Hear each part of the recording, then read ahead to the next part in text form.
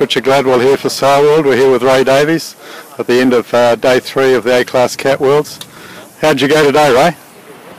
Yeah, no, really good day, thanks Richard. Hanging in there with these young guys, which is better than I was expecting actually, so I'm pretty thrilled with how it's all going.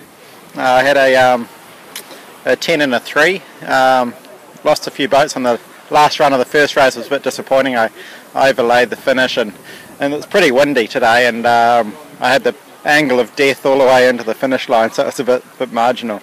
So I lost a few boats there, but no, look at this, just having a really good time thrashing around with Pete Burling and Blair Took and Nathan Outeridge, Chris Nicholson. It's great, and then obviously all the legend ACAT sailors as well, so it's really good fun. So what is that angle of death in these things? Because we've seen it a couple of times around marks where you see the boats just flying out of the water. And yeah, the offset at the top is really loose. Anything between sort of 70 or 80 true wind angle down to about 120 is really marginal, especially when it's windy.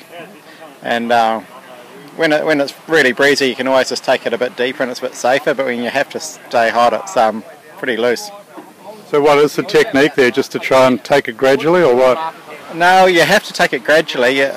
For me, it was too hairy to be on the trapeze, and take a bit of board rake off and then just sort of, yeah, reach in and plenty of ease in the main sheet and just nurse her to the finish.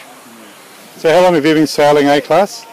That's my second regatta. The first regatta I did one in Aussie and just sort of borrowed a boat and jumped in it. But I got my boat just before Christmas, a good Christmas present, and I've been sailing about a month.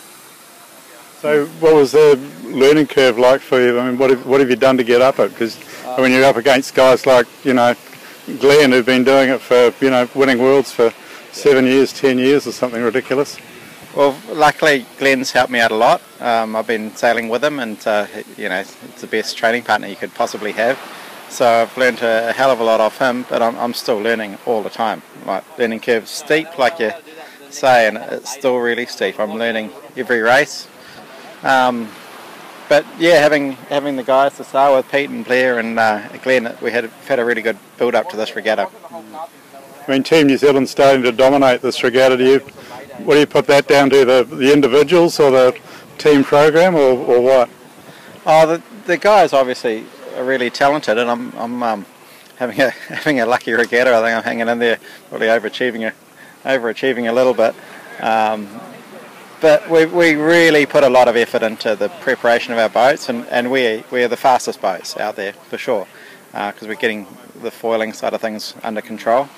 So long as we hang in there upwind, we can make some serious inroads downwind. And there's a lot of technique that we've been talking amongst each other and sailing against each other in the Auckland Harbour the last sort of 6 weeks, and that's been the key really. So what were you doing in that 6 weeks? Are you running a sort of a full-on coaching program, or was it just sort of a go out and have a yacht and chat about it on the base afterwards? Yeah, it's just go out and have a yacht with our technique, and we kept one boat as a base boat, pretty much Blair's boat a lot of the time, and then we're changing foils on the other boats and different technique, and Blair was the benchmark for quite a while, and then we jumped on by him, and you know, we'd come in and compare notes, and if the stars aligned, you'd be off and you'd be hammering them. A couple of times there, my boat was set up really well, and we'd come in and I just hammered all the boys on a run. So that was great fun. So we'd all learn from just sharing that knowledge when we got ashore.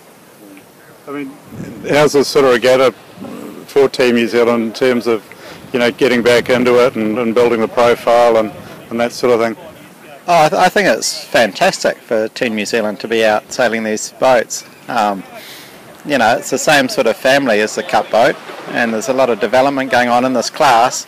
And there really isn't many boats that are at all like an AC72, and these aren't really either. But there's a lot of the skills, and it's really good for your intuition. Sailing the small dinghies again, that's what's been really good for me, rather than just relying on the numbers. You've got to start using your gut feel again. So yeah, that's been really good. Okay, well thanks very much. All the best for the rest of the regatta. Yeah, no worries, Richard. Thank you.